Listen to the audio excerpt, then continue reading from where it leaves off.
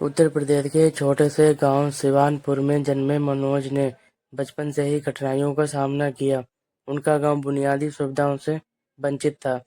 ना बिजली, ना पक्की सड़कें और ना ही शिक्षा का समुचित साधन। उनके पिता एक छोटे किसान थे जो दिन रात खेतों में मेहनत करते थे। उनकी मां घरेलू महिला थीं जो परिवार की जिम्मेदारी उठाती थीं। मनोज के बचपन का एकमात्र सपना था अपने गांव को बदलना। जब वे मात्र 10 साल के थे, उन्होंने देखा कि उनके गांव में कई बच्चे स्कूल नहीं जाते। शिक्षा की कमी के कारण गांव के लोग गरीबी और अशिक्षा के चक्कर में फंसे हुए थे। उस दिन मनोज ने ठान लिया कि वे पढ़ाई करेगा और एक ऐसा पद हासिल करेगा जिससे वे अपने गांव और समाज को सुधार सके। मनोज का स्कूल गांव से 3 किलोमीटर दूर था।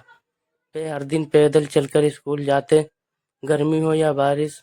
उनकी मां ने एक बार कहा था, बेटा, पढ़ाई तुम्हारा भविष्य बदल सकती है। माँ की यह बात उनके दिल में घर कर रह गई। स्कूल के बाद मनोज अपने पिता के साथ खेत में काम करते थे। रात को वे मिट्टी के दिए की रोशनी में पढ़ाई करते। कई बार उनकी किताबें पुरानी और फटी हुई होती, लेकिन उनका जज्बा उन्हें आगे बढ़ाता रहा। जब मनोज ने हाई स्कूल पास किया तो आगे की पढ़ाई के लिए पैसे की समस्या खड़ी हो गई। उनके पिता की आर्थिक स्थिति इतनी अच्छी नहीं थी कि उन्हें शहर के कॉलेज में भेज सकें। मनोज ने खुद से ट्यूशन पढ़ाना शुरू किया। वे सुबह कॉलेज जाते और शाम को गांव के बच्चों को पढ़ाते। उनकी मेहनत का फल यह था कि उन्होंने इंटरमीडिएट की परीक्षा में टॉप किया। मनोज को आईएएस बनने की प्रेरणा तब मिली जब उन्होंने अखबार में एक आईएएस अधिकारी का इंटरव्यू पढ़ा। उन्होंने महसूस किया कि यह वही पद है जिसके जरिए वे अपने समाज में बदलाव ला सकते हैं। लेकिन यह राह आसान नहीं थी। यूपीएससी की परीक्षा के बारे में सुनते ही उनके गांव के लोग हंसते और कहते, मनोज, ये शहर के बड़े बड़े लोगों का सपना है। तुम जैसे गरीब लड़के इसके कैसे हासिल करोगे? लेकिन अब मनोज ने इन बातों को नज़रअंदाज किया। उन्होंने अपनी तैयारी शुरू कर दी। वहीं वे दिन में कॉलेज की पढ़ाई करते और रात को यूपीएससी की तैयारी कर किताबें खरीदने के पैसे नहीं थे तो उन्होंने लाइब्रेरी में घंटों बिताए। ग्रेजुएशन के बाद मनोज ने तय किया कि वह यूपीएससी की तैयारी के लिए दिल्ली जाएगा। उनके पिता ने अपनी छोटी सी जमीन का एक हिस्सा बेचकर उन्हें पैसे दिए।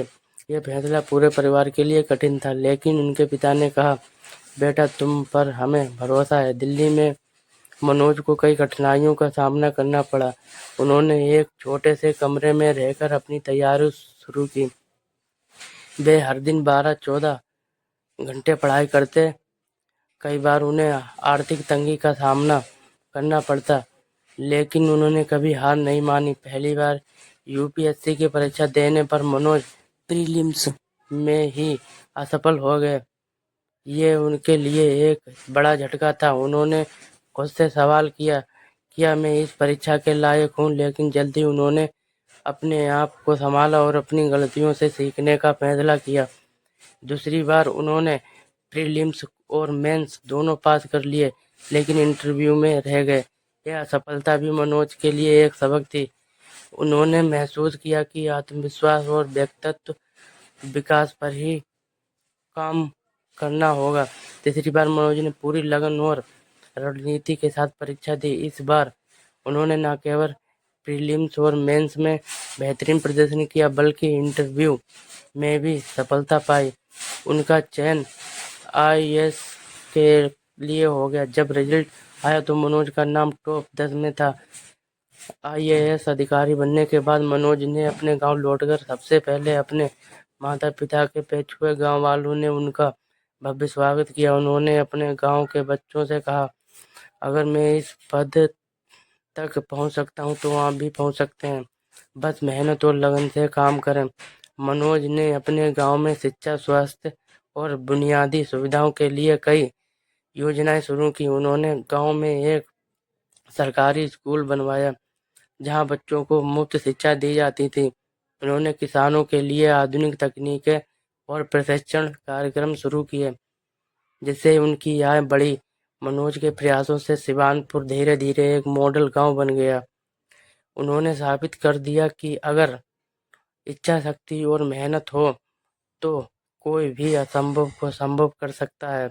मनोज की कहानी हमें यह सिखाती है कि परिस्थितियां चाहे जितनी भी कठिन हो, अगर हम अपने लक्ष्य के प्रति दृढ़ और मेहनती हैं तो सफलता अवश्य मिलती है। मनोज जैसे अधिकारी समाज के लिए प्रेरणा का स्रोत होते हैं, जो न केवल अपने जीवन को बदलते हैं बल्कि अपने आसपास के लोगों के जीवन में भी सकारात्मक बदलाव लाते हैं।